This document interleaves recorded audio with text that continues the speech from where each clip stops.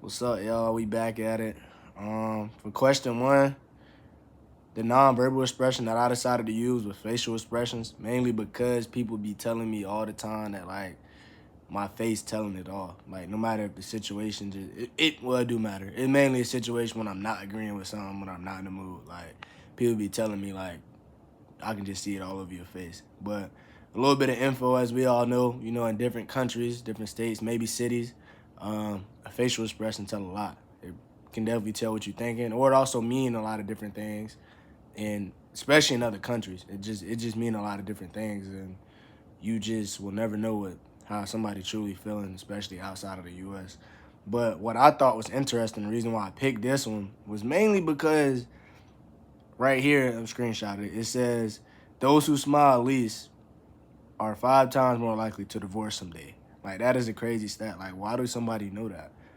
I just think that is crazy. That is not something you should know. But it is what it is.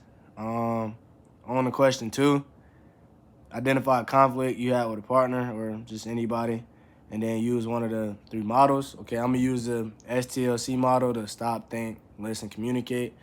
And it was an example, not gonna go into everything, but me and my brother were arguing about something, and I basically just misheard what he said. But at the time, we both were arguing, we both were disagreeing with each other, saying, this was said, not this, that. And the third, like, we're literally both going back and forth. We're the same. We got the same mom, dad. We get aggravated. We get mad. We act the same. We yell. We do whatever. Like, we're going to argue our point to the end. Like, I'm right, you wrong. Like, that's how it was, at that point. But, as I got older, obviously, I'm a year older than him, but I got older, and obviously I didn't know I was using this model at the time. When I think about it, I definitely stopped to, figure out really what was going on. Like, truly, like, if I just misheard what he said or if he really said what he said, then obviously I started to listen to him more and kind of him explaining himself and his side of things. And then from there, obviously, I explained what I thought I heard. And then, obviously, I'm using the thinking portion of this part. I'm thinking, blah, blah, blah. Like, okay, I said this, I said that.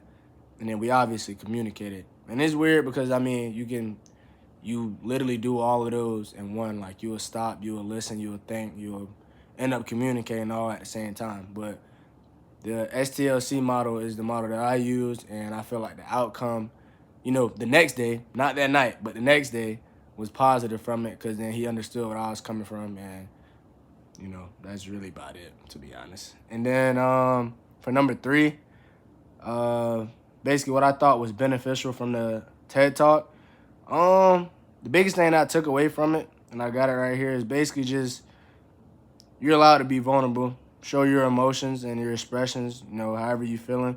Stay true to them because that's who you are, and who you are is just very important to everybody in this world, especially the people that is closest to you. So that's kind of what I took from that. It wasn't really a lot, in my opinion, to really take from that TED Talk. And then that's it.